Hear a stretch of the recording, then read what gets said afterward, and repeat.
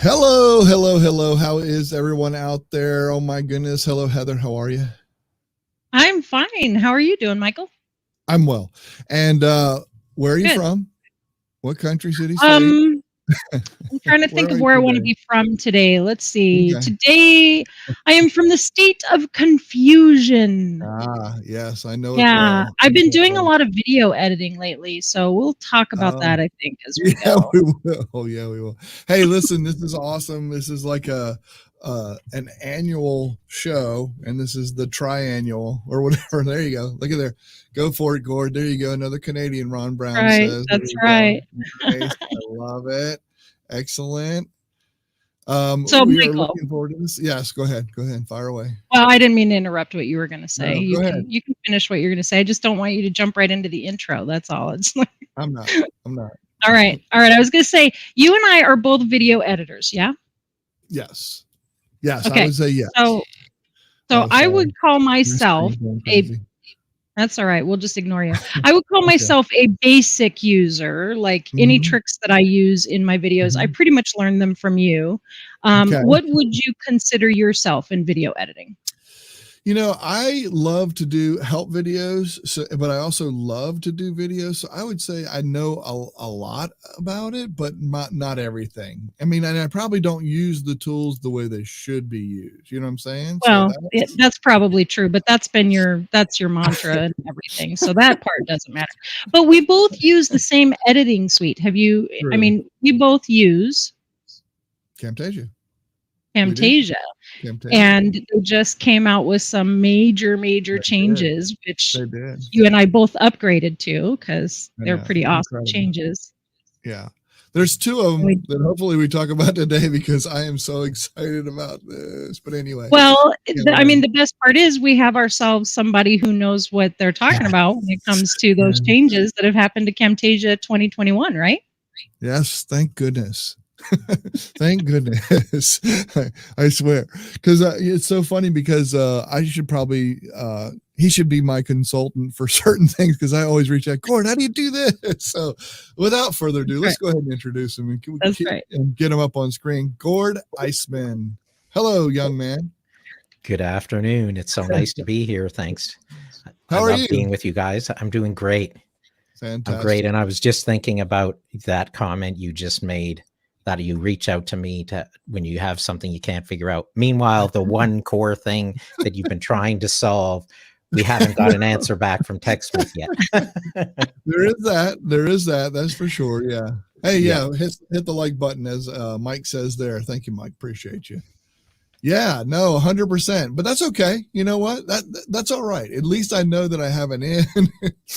But you know, I make sure that they're aware of any challenge that we have that we can't solve together. So of course. Yep, absolutely. So that's how we all learn. Today we're talking about Camtasia 2021, and this is a big one too. This is a big deal this year. Wait, whoa. Right? Wait. Are we talking about all the changes today? No, I'm going to be a good boy, and we're going to cover a couple. I'm like, I don't have time for that. I mean, I've got appointments tomorrow and stuff. The amount of changes in this particular update are huge. And in order to get to all of them, I think the best thing for people to do would be to go watch your video on it, but not right now. Because right now they should stay here and watch this.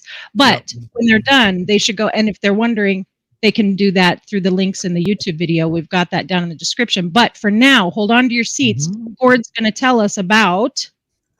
Well, we're going to talk today about a couple of the changes. And like you've mentioned, for a deeper dive to get an experience across most or 90+% of the changes, you can watch my video, which they have a link to in the comments section. And that will give you a nice feel for the amazing stuff that they've put out in this release. And what I like so much about the release is that there's more what I call eye candy in this release, and some things that provide efficiency gain. But there are some areas where people have been looking for certain improvements for years visually in terms of what you can do with the product, and they did deliver on that this time. So I'm going to cover, to answer your question, because I went off on a general description, I'm going to talk about something called standalone projects, which is a very important thing because it solves problems that a lot of people have in using Camtasia.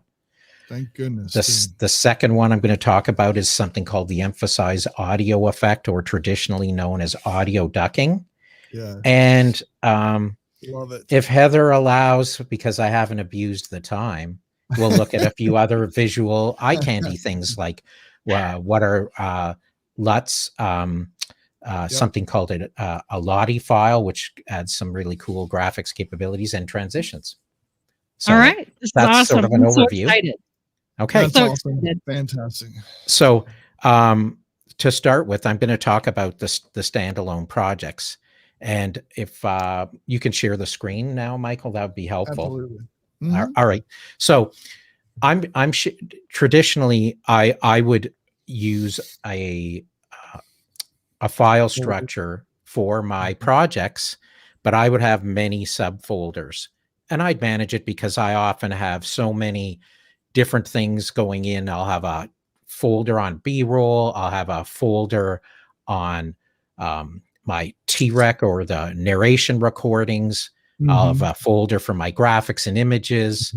And, so I break it all out, and then I always navigate when I'm adding my images into the projects to the different folders and put them in.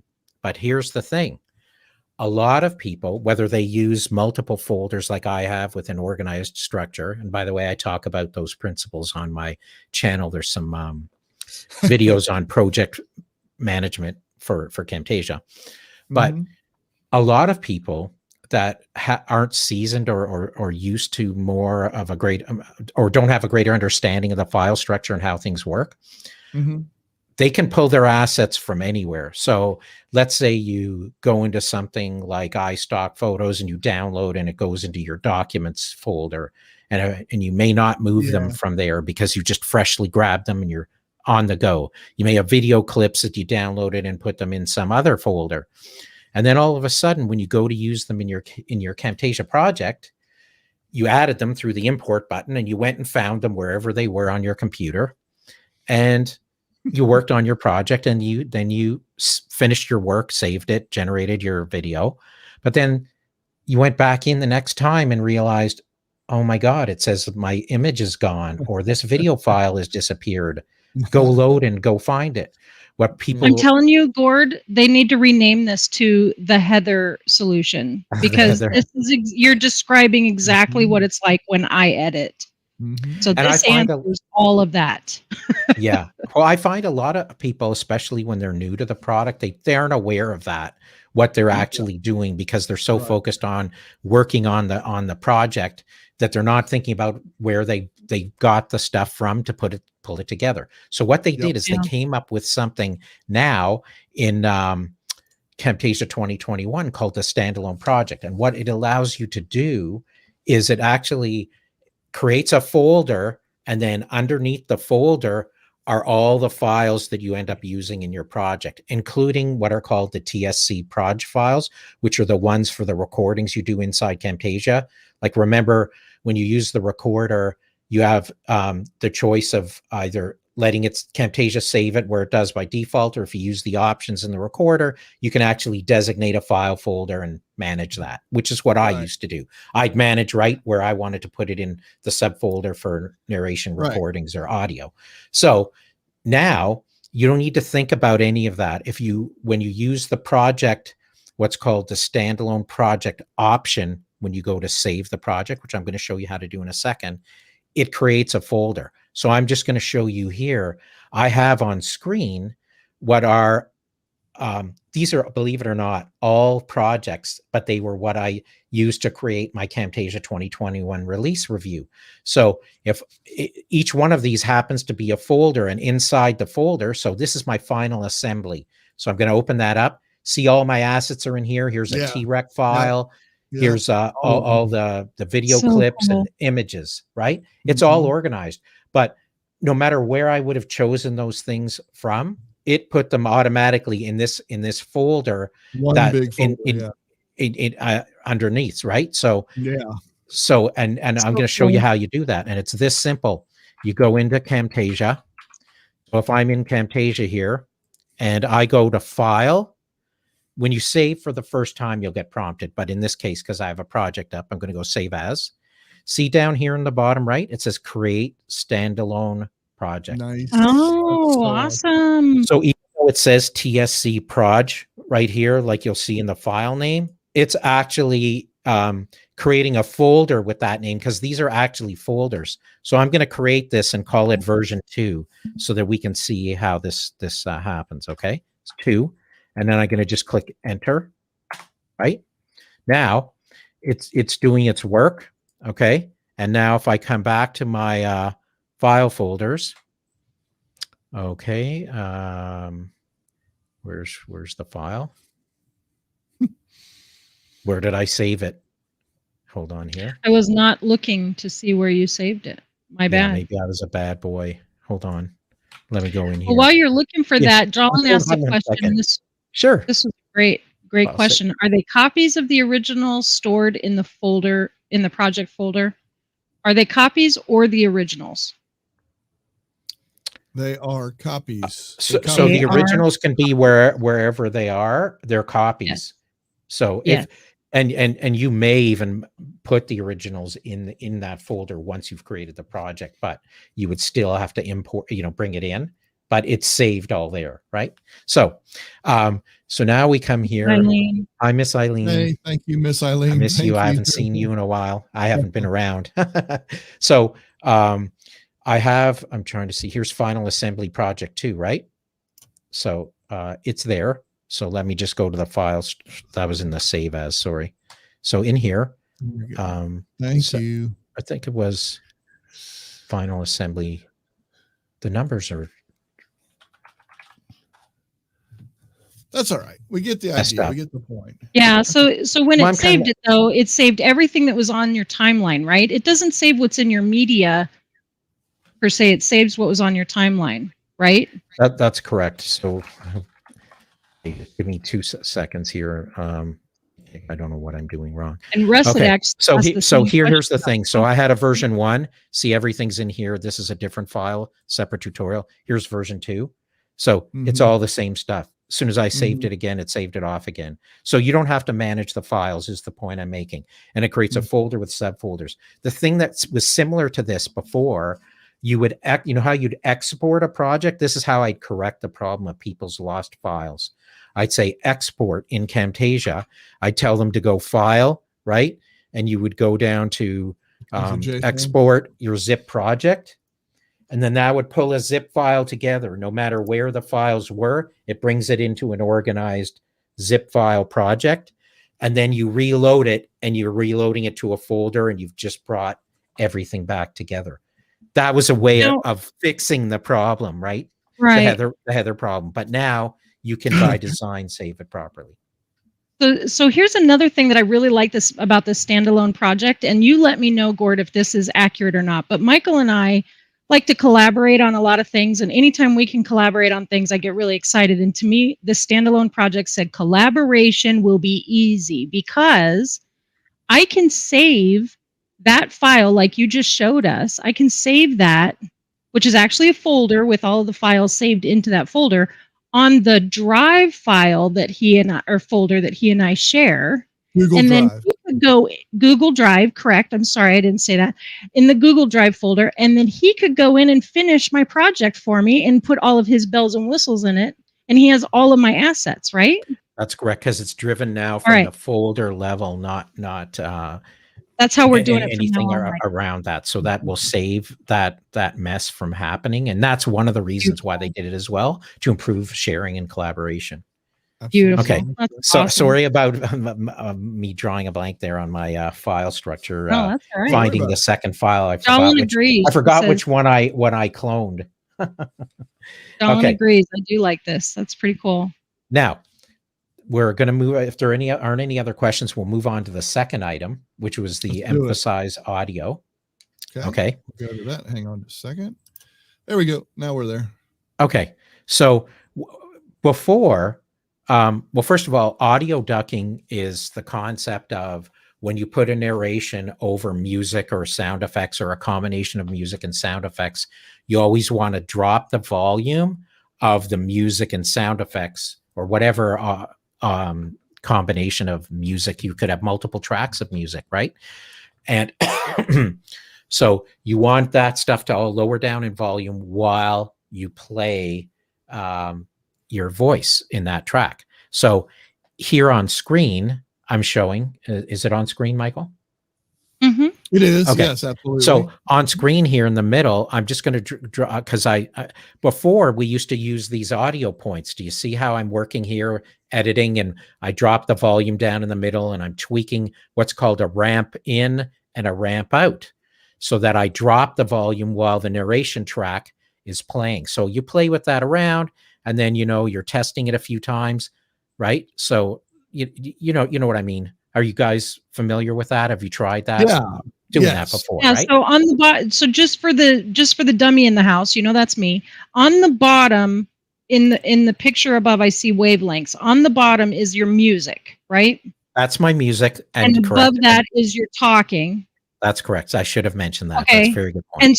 And so where the music, I can see visually the music drop down in the section where you're talking above. Yes. And is that what you're saying is how it used to be, or are you saying this is how you would have to do it. You'd have to do it as a manual exercise and tweak with, like, I played with the volume, the height of that bar a few times. You can see it go down and twice. So I was tweaking it a few times. It's a process of tweaking and playing before you get the right mix of that voice to music or music and whatever else is there. But now they've introduced what's called the emphasize audio effect. So here's the same setup, but now if you look, all you're gonna have to do is go here. You see there's something here called the emphasize audio. There's an effect right here. And all I'm gonna do is grab it and apply it to the track there on the top. And you'll see there's an effect on the right side here. It says emphasize, and it's got a few parameters. Emphasis, the type of ramping, and a ramp in and ramp out timing. So in the first example, remember I showed the ramping, it was done outside of the narration, right? The narration track piece was in the middle, and the ramping before the sound went down before, then in came the audio, and then at the end, the sound gradually went up. So here in tuning this, all you need to do is set how long the seconds you want to be for that ramp in and out. So in my example, I did it for 2 seconds. And outside, that's because the ramps are outside, because we're controlling the sound. We're dropping the sound on the outside before we start talking. And then when we finish talking on the outside, we're raising the volume back. So that's why it's called outside. So they have 3 versions of this: outside, inside. So inside would mean that the ramping is not happening until you start to talk. So it'll start to lower the volume of the music as you start to talk, and it'll start to raise it before you finish talking. So that's inside. So it's happening inside the narration. And then the last one is called span, which means that here's the end or here's the beginning. Whatever seconds duration you set for, thank you, the ramp in or out, it'll just straddle it. So if I took 2 seconds, it'll do 1 second but on the outside, 1 second on the inside. So it's just a few simple parameters, but it literally takes 2 seconds. But it has defaults too, right? It's already set in default. So even if you don't understand all of that, you just drag it on, drop it down, and it just does it. Right. So we have a default here of 80%, and that's the Camtasia default for the parameter. So that emphasis means you're going to hear. So no, I don't call it. Well, does it say? It says percent, right? Can't see on my small screen. I can't see either. I can't see either. So that is a more significant balance of voice, much more so than it is to the music. But if I will go to 100%, it's all voice. So you would hear no music. Right? Now, if you wanted Some people to might want to do that, or they might want. What's that? If you wanted to emphasize the music, you would just drag and drop it over the top of the music, and it would emphasize over the top of the voice, right? Yeah, but So your target dragging it is onto that you are emphasizing over the other sound in that right. point. So this is at the piece of media level. In this case, it's like it's not the whole track. That the effect was specifically added to this piece of media, which is the narration, which is the driver, and what is the driver for the setting of the parameters, right? So if you set it on the music, then the music is the focus. I didn't experiment too much with that because that's kind of like it's usually the counter opposite. to Right. because it's working to when you put it on the narration track. I could have multiple tracks here, sound layering, and it's going to treat them and all like as a what you want batch. to It's kind of emphasize. cool, right? Whereas before, you would have to go in on the audio points on all of those separate tracks to deal with this. So the more sophisticated, even the more time you're going to save. Now, I had one, and the other thing to mention here is, Heather, because you mentioned in the first example, the actual ducking you'd see, we're setting the audio points. You don't visually see the points here now, but the effect is in play by virtue of what you see in the parameters. So right here, so the 2 second, the ramping. So I'm just going to play 2 seconds of the example so people can hear what I'm referring to, so they know what it sounds like. Okay. Mm-hmm. So we can go to my YouTube video, and we're going to go down to emphasize audio, and here we go. Can you hear if I turn it up? Sounding professional here, especially if you have a screen cap. Thank you, dear Myrtle. Track, thank you. And additional audio like music in the background. You can choose a primary narration or voice track and duck all the others into the background.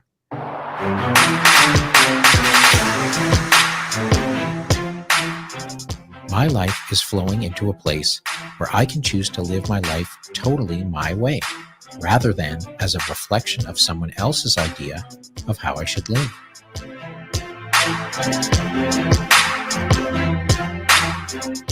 So those flashes on screen in my demo in the review video are actually synchronized with the timing of when the ducking came in and out. So you saw I had the parameters on screen here, so that just gives you an idea. And we've looked at the visuals. So is that clear to everyone? Are there any questions on that one? How do you feel? There is a question that goes back to creating the zip file, so the export. So sure. And then maybe there'll be some more questions will come in about emphasize while we're talking about this. So sure. Russ asked, when you said export, it creates a zip file. Then you would unzip the files wherever they came from into a new folder created by the zip file? Correct. And that's the way you've always exported a project. It creates a zip file, and the purpose that I mentioned that for was because before, the only way we could consolidate our assets from all over the place in the project would be to do an export file and create that zip, which brought everything together. And so when you import it, it does put it all under one folder where you choose to put it. So it actually took the hairiness you had and reorganized it for you when you re-import it. There you go, Russ. Okay, cool. Dylan said that was a great example, so thank you for sharing your example. Now, now you don't have to do all that.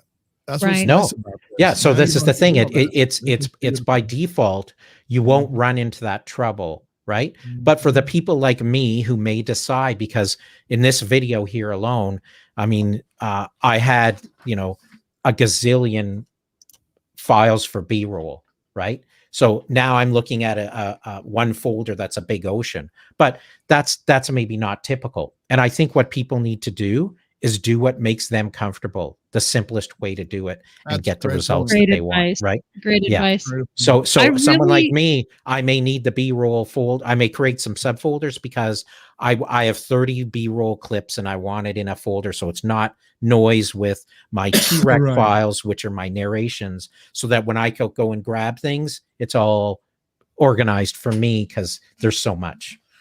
But I really want everybody to know that there's that video that you were just showing, you were just demonstrating for us. I want you guys to check out that video, of course, not today or not right now, but after the show. And go check it out because I want you to see that not just the example he just showed for us about emphasize, which was my favorite part of the update, but the he has the chapters so that you can see everything that he's talking about and all of the different changes. If you share the screen for 1 second there, Heather, sorry to interrupt.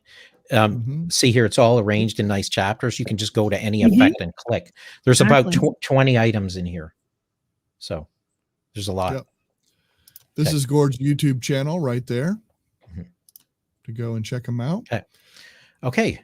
So do we have 5 minutes to show some of the visual candy? We do. Before that, always show some of the candy. Okay.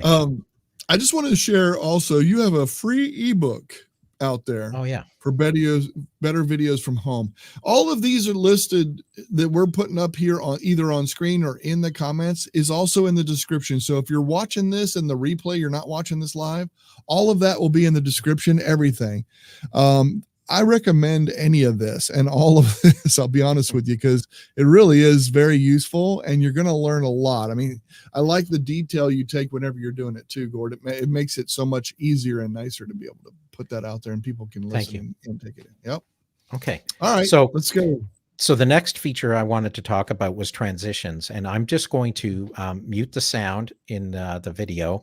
And while I'm talking, you'll be able to watch some of the transitions. So let's just let that happen here. So what's so amazing about this release is that it's been years since we've gotten more transitions to make the Camtasia product capable to compete with some of the more contemporary kinds of transitions. So you saw the first one there was a whip spin, which is the only thing they added a few years back. But now see this one here, spin views. This is next one's going to be a stretch.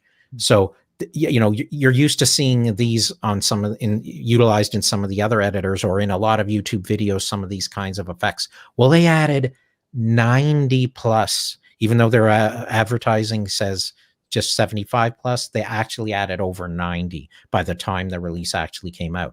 And there are so many cool things here. And, you know, I always try to caution I intentionally went overboard in this video showing all kinds of transitions, not just this little piece, but I did it throughout the whole thing because I want it to be a showcase of all the coolness that's just involved with transitions. Like you can see there's, you know, and this is only a dozen of them.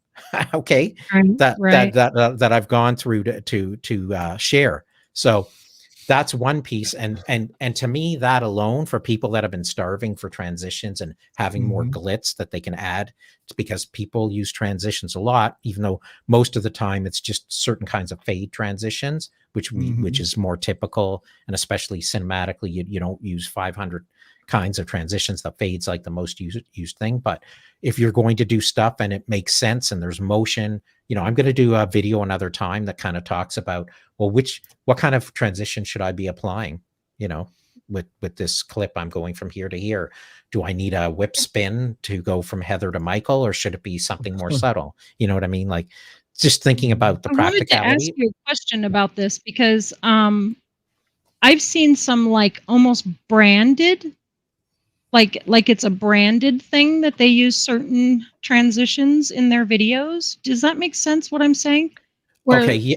Yes, it does. I mean, I don't mean like there's a logo involved. I mean that this is what all of their particular videos seem to have, this type of transitioning. Well, they could have created obviously a custom transition or something that's tuned. Yeah, and I don't even mean that. I just mean that's how you know that video was created by that person, because they continually use those in their style of editing. Does that make sense? I've seen a lot of that lately as I'm watching several YouTubes and different styles of YouTube videos. Yeah, so oftentimes whether it's color or the elements they use or whatever way their visual branding or how you recognize them through the consistency of what they present to you, you know, transitions could be one of those methods in which they do their visual branding. It doesn't have to be logo based. It could be just, you know, I'm used to like, he does these same 4 or 5 effects in all the transitions throughout his video. And that's how I recognize it, because I'm used to, you know, he does glitches of this sort, you know, a lot. So that's kind of their like, you know, trademark kind of way of communicating transitions. Right. Right. Right. Okay, so let's look at a couple of quick things in the eye candy, because I think it's very important that, I mean, and fun. There's something called 3D LUTs, and what 3D LUTs are in professional photography and filmmaking, they do color grading. And with color grading, you have the ability to tune the colors, the shades, like so many different factors. In fact, tools like DaVinci Resolve, Blackmagic Cinema's DaVinci Resolve, they go quite extensive to the point that they actually have external physical devices that work to spin knobs on all kinds of different features and aspects of working with color wheels and other things. But what Camtasia, because they don't want people to get like overwhelmed with like getting into the real deep technicals of color grading, what they did is they took LUTs, which are these files, they're called .cube files, and you can bring it into Camtasia and just like drag it on and choose an option of a LUT. So you can actually get third-party LUTs and install them, and it may and they create kind of cool effects. So I'm going to show you here. Let's just look here, and you're going to see what a few LUTs look like. And this is actually a little piece of stock footage that they supplied, but it's going to show up here in a second. Once this guy finished talking. So you see how consider them like filters that are going on your video of different kinds. You import the LUT file, and then there's going to be an intensity control, and that will control how much you blend the original to be pure LUT or not. So it's just a slider, and it's that simple. Perfect for the kind of implementation for the Camtasia type of user that gets now access to something that's going to let them do a little more color change features in what they're putting together with great simplicity. Now that's not at release. It was not available for Windows, but it's coming in one of the maintenance releases very shortly. Gotcha. So any questions on that one? Yeah. No, not yet. But I did want to mention something. You had briefly said you're going to be working on a video about talking about transitions and using some of these tools like LUTs. I mean, these are all visual eye candy, like you mentioned, but sometimes you can't overdo it. And you're going to be doing a video kind of helping people understand that, right? Yeah. And the reason why I'm asking this is because I'm going to put a thing in the chat for everybody. I think if it goes, there it is. I would like you guys to check this out. This is a form, is 2 questions, right, Gord, that you can fill out. Please fill out to help Gord figure out which videos he's going to do for you. So I've never had I've never had a teacher say to me, "Hey, what do you want to learn?" Because that's what I'm going to do for my course this year, is whatever you want to learn. So I think it's pretty awesome. Go ahead. Yeah. So what I do in the survey, it's just 2 simple questions. Well, one is like, choose, like, do you want me to only make Camtasia content, or here's 10 other options to consider, everything from video marketing to how to do better videos at home, to looking at other software to do video marketing focused stuff, or social video or whatever.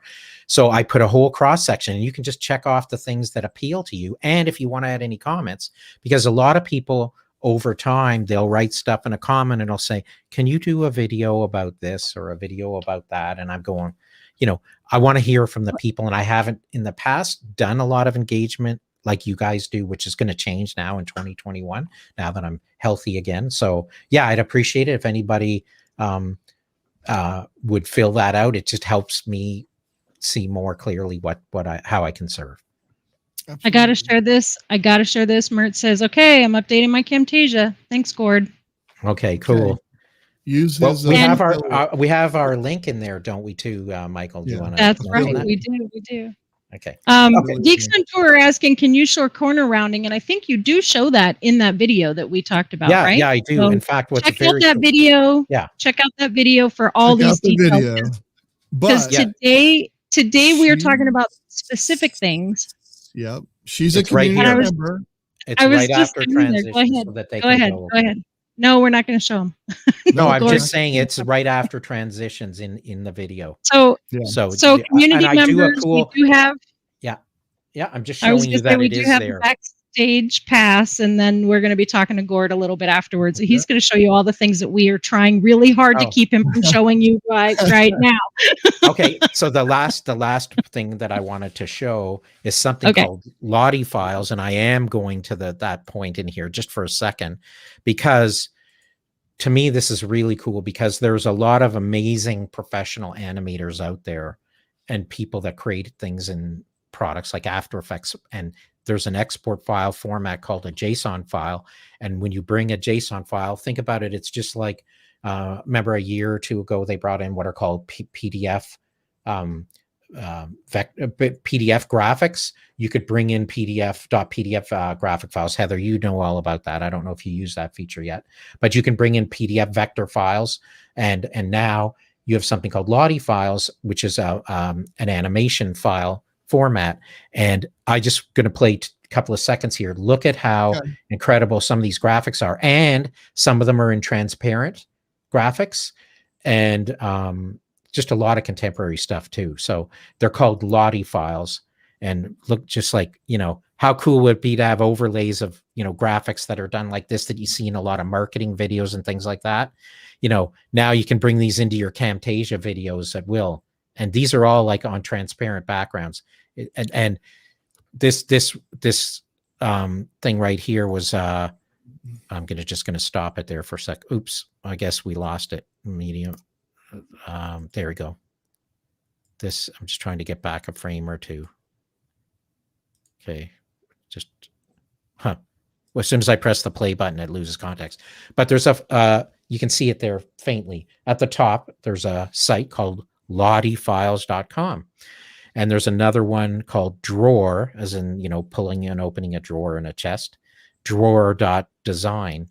And they're two great places that have marketplaces for Lottie files. And, you know, they're not that expensive. Plus, you can get a lot of free ones. You just got to scour the web. And that's why I liked it. I'll call it eye candy, because it gives you the ability to add more professional quality content that you might not be creating yourself, but now you can bring in those kind of assets. That's awesome. Very cool. Good stuff. And there we are. Fantastic. Yes. I only spent 2-3 minutes inside the editor. There you go. There you go. There you go. Yeah, because we want them to come watch your video. That's the whole goal here. And here is where you can find that video. Go to his channel, go look, and you will see it's the first video up there is his 2021 Camtasia video. Any community members, and I know there's quite a few out there that are watching today, they're going to want to come and watch and talk to you a little bit in the backstage. Sure. Thank you. Looking forward to it. For sticking around, and you can that's where you can show all night long whatever you want to give your secrets away. You can. Hey, listen. We love having you. We always love having you, folks. tinkeringwithtech.net is our website. Go check us out, see what we're about. And this video will be on there actually, because every show shows up on there. So go check out the website, go learn a little bit about Tinkering with Tech and become a member. So you too can come in the backstage pass with our guests whenever we have guests on. We really appreciate it. Gord, thank you so much for joining us. We really do appreciate it. My pleasure. It was fun as always. And I hope I behaved well today. You did. It was awesome. Heather, always great to see you. Fantastic. Gord, if you'll just stick around. Yeah. I'm good. If you'll stick around, Gordon, afterwards, so we can give you the link to the backstage pass. I'll do the outro. Thank you, folks. Go ahead, Heather. What? Next week's guest? Next week's guest. I don't remember. Okay. It doesn't matter. No, let it be a surprise. I want it to be a surprise. Okay. All right. We got a surprise next week. Actually, I told you if you look at last week's show, then you'll know, but I'm just trying to keep those. I know, that's why. That's okay. All right. That's all right. That's all right. That's all right. Here we go. Hey, thank you. Appreciate it. Here comes the outro. Thank you, Heather. Thank you, Gord. We'll see you guys. Bye all.